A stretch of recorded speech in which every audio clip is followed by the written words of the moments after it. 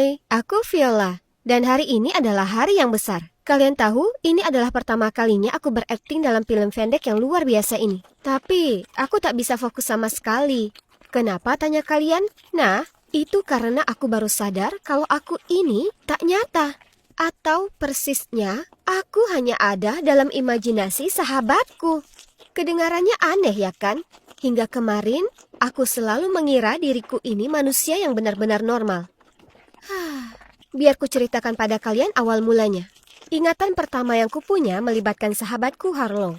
Aku bangun, merasa pusing dan bingung, lalu kulihat gadis cantik ini tersenyum padaku.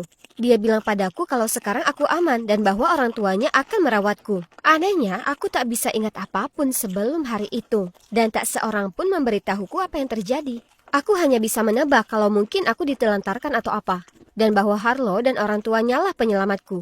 Jadi, sejak saat itu, aku tinggal bersama keluarga Harlow yang menunjukkan kebaikan dan cinta kasih padaku. Saat aku pertama kali keluar dari rumah sakit, aku tak bisa lakukan apapun sendiri. Mulai dari hal pribadi seperti menyikat gigi dan mencuci muka, hingga tugas rumah seperti mencuci baju dan membuang sampah. Di saat itu, Harlow yang memandu dan membantuku. Seperti kakak perempuan yang peduli. Kemudian kami masuk ke SMP dan semua cowok-cowok mulai merayuku. Harlow selalu ada di sisiku untuk melindungiku. Dan dia bilang padaku kalau mereka tak akan suka cewek biasa saja dan membosankan sepertiku. Dan mereka hanya lakukan ini untuk bisa dekat dengannya. Karena dia itu sangat cantik. Jika aku harus membuat pilihan besar atau kecil, aku selalu mengkonsultasikannya dengan Harlow terlebih dahulu. Karena aku tahu dia tahu apa yang terbaik. Tapi, akhir-akhir ini, kuperhatikan Harlow jadi pemarah terhadapku. Ketika aku dapat nilai esai bahasa Inggris yang lebih baik darinya, dia bilang padaku aku dapat nilai itu hanya karena gurunya kasihan padaku. Lalu dia segera pergi. Astaga, aku tak bermaksud membuatnya kesal. Dan itu sungguh tak adil jika guru tak memberinya nilai yang layak. Karena dia jauh lebih pintar dariku. Kemudian minggu lalu, cowok bernama Hank dari klub film di sekolah kami ini membuka audisi terbuka untuk proyek film pendeknya. Harlow sangat ingin bisa masuk, jadi kuputuskan pergi bersamanya sebagai dukungan. Menurutku audisi Harlow itu mengagumkan, tapi entah kenapa, dia tak dipilih. Aku hendak beranjak pergi juga, tapi kemudian Hank bertanya padaku apa aku ingin audisi. Jadi kulakukan. Dan kalian tahu apa? Kudapatkan peran utama. Aku sangat terkejut, dan begitu juga Harlow. Dia bersikeras kalau mereka cuma menipuku, dan bahwa aku sebaiknya tak terlibat. Karena untuk apa mereka pilih gadis berpenampilan biasa saja sepertiku untuk mainkan peran utama?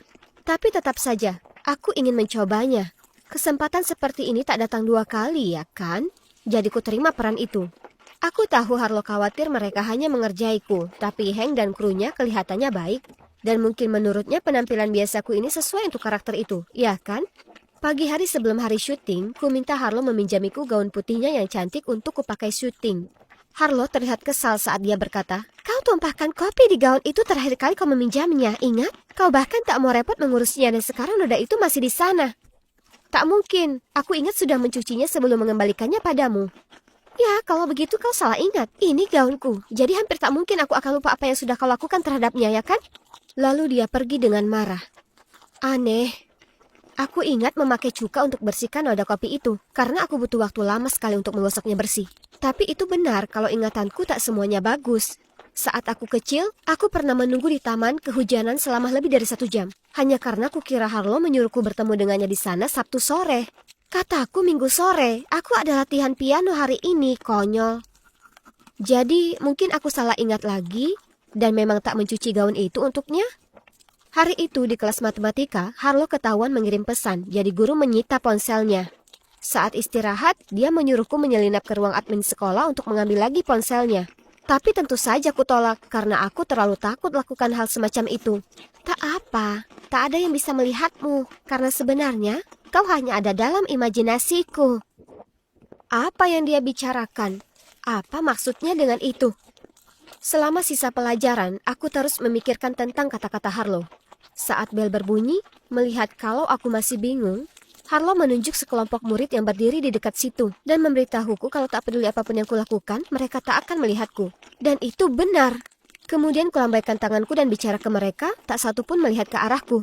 Aku bahkan menjentikan jariku di depan mereka, tapi mereka tak bereaksi sama sekali. Apa yang terjadi? Harlow memberitahuku karena dia membayangkanku, dia yang mengkontrol siapa yang bisa melihatku dan yang tidak. Kemudian dia bilang kalau aku masih tak percaya padanya, sebaiknya aku pergi ke ruang admin sekolah untuk mengambil ponselnya. Lalu aku akan lihat kalau dia memberitahuku yang benar. Pengawas sedang berdiri di seberang aula, tapi Harlo meyakinkanku aku tak akan terlihat baginya. Jantungku berdebar tak karuan, tapi aku berusaha menghilangkan kegugupanku dan lanjut mengambil ponselnya tanpa ketahuan. Wah, pengawas itu sama sekali tak melihatku. Jadi, apakah yang Harlo katakan itu benar? Aku hanya ada dalam imajinasinya? Itu artinya Harlo adalah orang yang menentukan apa yang akan terjadi padaku.